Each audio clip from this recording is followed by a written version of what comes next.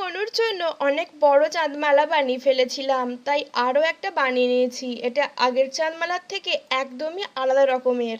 কাজের সুবিধার্থে আমি প্রথমেই রাউন্ড করে নিয়ে রেড কালার করে নিয়েছি।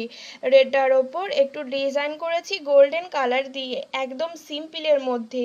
কি আঁকবো করে শেষে জয় শ্রী গণেশটাই সংস্কৃতে আগে লিখে রেখেছিলাম। এখন শুধু রেড কালার দিয়ে ওর ওপর লিখে দেওয়াটাই বাকি ছিল, সেটাও করে নিয়েছি। হোয়াইটের ওপর রেড এবং গোল্ডেন কালারের মধ্যে করেছি। আর এবারও আমি চাঁদমালা করার আগে মাপ নিতে ভুলে যাই। আগেরটা থেকে একটু ছোট তো হয়েছিল, কিন্তু আমি যেরকম ভেবেছিলাম হয়নি। তাই আমি আরও একটা বানিয়ে নিয়েছি, যার কোনো ভিডিও আমি করিনি। তোমরা যদি আগের ভিডিওটা না দেখে থাকো তাহলে অবশ্যই দেখে নাও, আমি ভিডিওর নিচে লিংক দিয়ে দিয়েছি। তবে ওপরের স্বস্তিক চিহ্ন ছাড়া সবই এক, শুধু ইয়েলো এবং রেড কালারের কম্বিনেশনের মধ্যে করেছি।